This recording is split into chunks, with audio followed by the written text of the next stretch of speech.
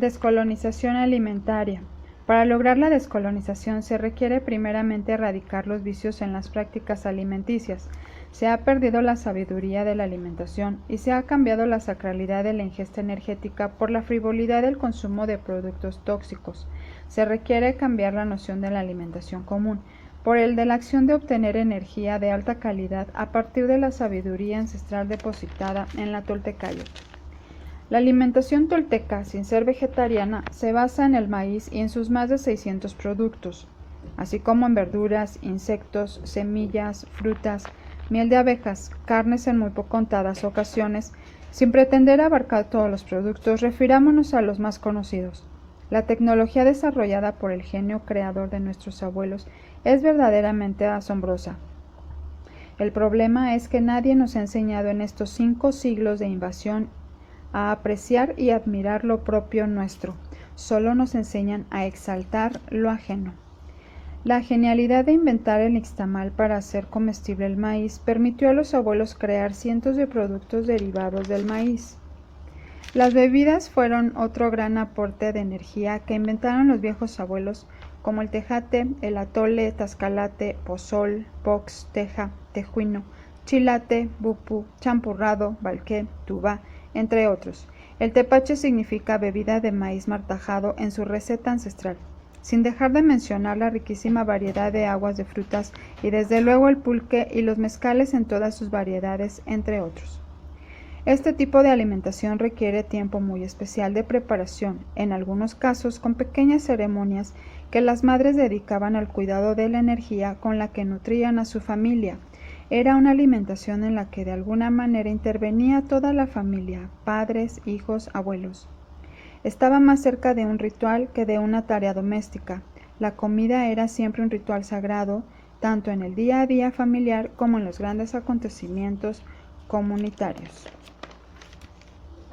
El Estado neoliberal criollo desde 1824, cuando el país contaba con 6 millones de habitantes y 5 de ellos, la mayoría nahuacas, monolingües, analfabetas, que vivían todavía de acuerdo a sus milenarias formas de ver y entender el mundo y la vida náhuaca, y que estaban imposibilitados a conocer y entender lo que un puñado de criollos y gachupines acaban de construir, un país como los que estaban siendo creados en Europa, en el que ellos y sus culturas ancestrales estaban totalmente excluidos. Por el contrario, en los inicios del siglo XIX, los pueblos anahuacas originarios y sus culturas representaban un lastre y una vergüenza para el país deseado, apegado a los anhelos, cultura e idiosincrasia europea. El modelo era europeo y los anahuacas debían ser civilizados, es decir, europeizados. Como a lo largo del siglo XIX los criollos se la pasaron en conflictos políticos, guerras fratricidas e invasiones, será hasta el siglo XX cuando se iniciará la castellanización e integración de los pueblos y culturas anahuacas al modelo nacional, siempre incorporados como débiles e incapacitados para el progreso que reclamaba la revolución.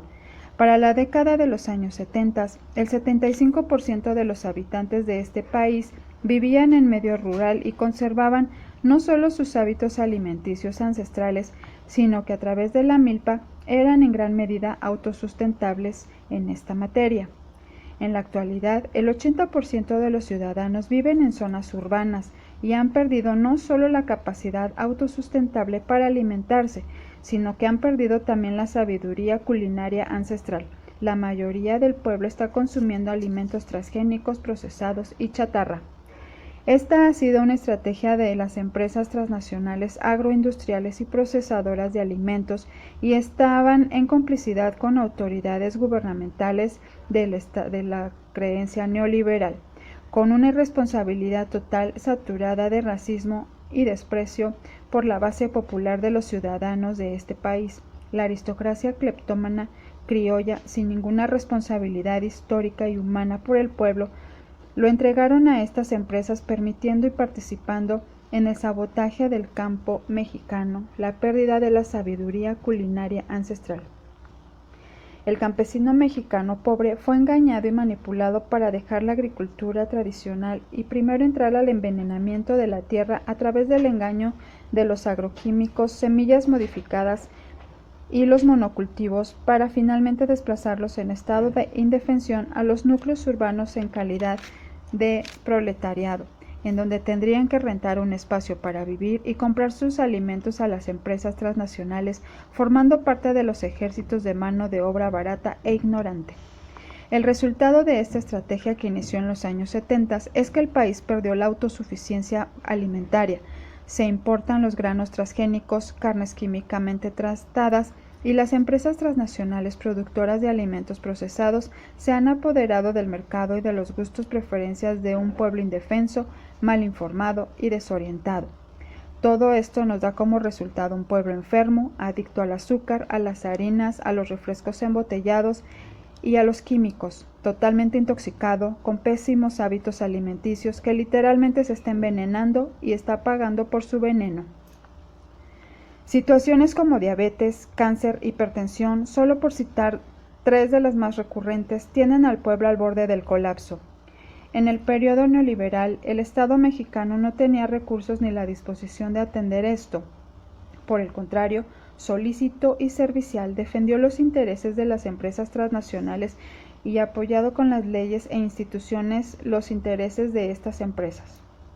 Por estas razones se requiere de manera urgente la descolonización alimentaria, una acción de adentro hacia afuera y de abajo hacia arriba. Este es un llamamiento a un ya basta definitivo y contundente por la liberación de los oprobios y de la colonización mental, cultural y culinaria. Para esta acción se requiere a los guerreros de la muerte florecida, aquellas que están dispuestas a enfrentar al enemigo interior. La conciencia y la irresponsabilidad son los enemigos a vencer en esta batalla, que se debe dar en el día a día y en el aquí y ahora, sin contemplaciones ni concesiones. Es aquí donde debe empezar el regreso de Quetzalcóatl en lo profundo de nuestro corazón y en la potencia luminosa de nuestra voluntad de ser y hacer. Para transformar el mundo y la realidad, primero necesitamos transformarnos a nosotros mismos. No existe ningún camino hacia afuera que antes no se haya recorrido hacia adentro. Debemos de desengañarnos de una moda pasajera y debemos comprometernos con nuestra cultura madre. No solo son los rituales, danzas, música, plumas, tatuajes y vestimentas lo que nos hace anahuacas, sino la libertad y potencia de romper las cadenas de esclavitud de estos 5 siglos de sometimiento, abuso e injusticia. La descolonización de la alimentación es el primer paso sólido y contundente para buscar la plenitud armónica que se enseña en la Toltecayotl. El arte de vivir en armonía comienza con la recuperación de la sacralidad de la alimentación, transformándola como una ingesta energética que nos fortalece, nos purifica, nos abre la mente y el corazón, nos desintoxica. Debemos tomar conciencia de que el acto de ingerir alimentos es en esencia un acto sagrado que viene en gran parte del más poderoso ritual que realiza nuestra madre querida Tonantzin, la fotosíntesis. El efecto de la magia de convertir los fotones en energía vegetal se desprende todo el mundo de vida que nos rodea, incluidos por supuesto nosotros, los seres humanos. Venimos de la luz y en consecuencia todos los seres vivos con los que compartimos el Tlatípac son nuestros hermanos de luz. De este modo debemos volver a convertir la alimentación en un ritual sagrado y en el fundamento de nuestro compromiso por regresar a la génesis, a la luz. Es aquí donde hacemos una pausa. Nos detenemos para hacer una reflexión y llegamos a la conclusión de que definitivamente tendremos que recorrer el mismo camino de sabiduría que realizaron los viejos abuelos olmecas al crear la pirámide de desarrollo humano, con sus 4 primeros sistemas: alimentación, salud, educación y organización. De ser nómadas, cazadores y recolectores, pasaron a inventar la agricultura, el maíz y la milpa.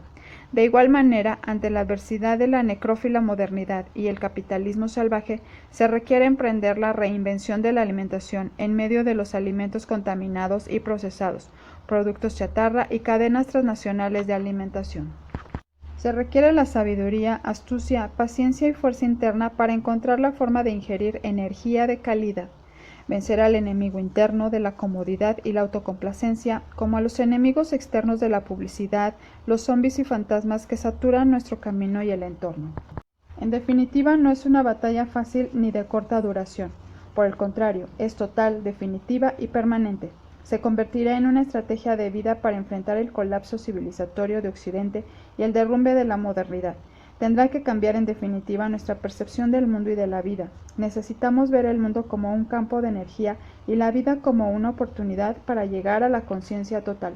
Los guerreros y guerreras de la muerte florecida tendrán que poner toda su fuerza de voluntad, disciplina, ánimo y pasión, porque los desafíos siguen en el camino del guerrero, con la lucha por recuperar la salud física, emocional, mental y espiritual para lograr mantener el potencial energético a su máxima capacidad.